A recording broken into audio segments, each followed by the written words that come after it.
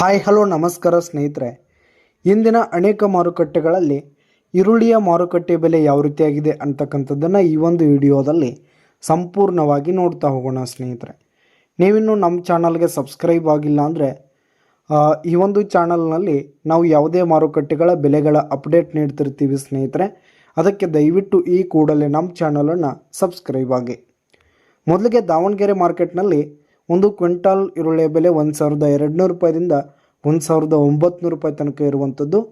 ಹಾಗೆ ಇಂದಿನ ರಾಯಚೂರು ಮಾರ್ಕೆಟ್ನಲ್ಲಿ ಒಂದು ಕ್ವಿಂಟಾಲ್ ಈರುಳ್ಳಿಯ ಬೆಲೆ 1000 ರೂಪಾಯಿದಿಂದ 1800 ರೂಪಾಯಿ ತನಕ ಇರುವಂಥದ್ದು. ಹಾಗೆ ಇಂದಿನ ಬೆಲ್ರಿ ಮಾರ್ಕೆಟ್ನಲ್ಲಿ ಒಂದು ಕ್ವಿಂಟಾಲ್ ಈರುಳ್ಳಿಯ ಬೆಲೆ 1700 ರೂಪಾಯಿದಿಂದ 2000 ರೂಪಾಯಿ ತನಕ ಇರುವಂಥದ್ದು. ಹಾಗೆ ಇಂದಿನ ಕೊಲ್ಹಾಪುರ ಮಾರ್ಕೆಟ್ನಲ್ಲಿ ಒಂದು ಕ್ವಿಂಟಾಲ್ ಈರುಳ್ಳಿಯ ಬೆಲೆ 600 ರೂಪಾಯಿದಿಂದ 1700 ರೂಪಾಯಿ ತನಕ ಇರುವಂಥದ್ದು.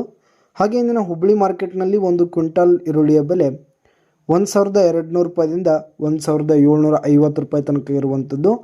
ಹಾಗೆ ಇಂದಿನ ಸಾಂಗ್ಲಿ ಮಾರ್ಕೆಟ್ನಲ್ಲಿ 1400 ರೂಪಾಯಿದಿಂದ 1600 ರೂಪಾಯಿ ತನಕ ಇರುವಂಥದ್ದು.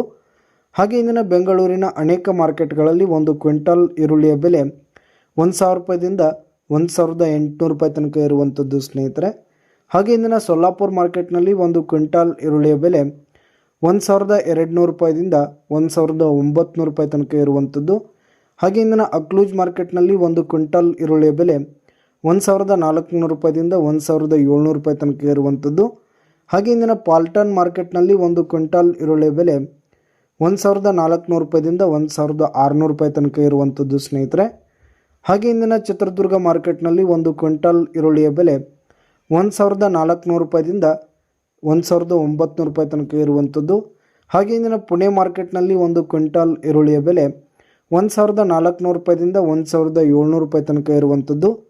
ಹಾಗೆ ಇಂದಿನ ಗುಲ್ಬರ್ಗ ಮಾರ್ಕೆಟ್ನಲ್ಲಿ ಒಂದು ಕ್ವಿಂಟಾಲ್ ಈರುಳ್ಳಿಯ ಬೆಲೆ 1600 ರೂಪಾಯಿದಿಂದ 1850 ರೂಪಾಯಿ ತನಕ ಇರುವಂಥದ್ದು ಸ್ನೇಹಿತರೆ.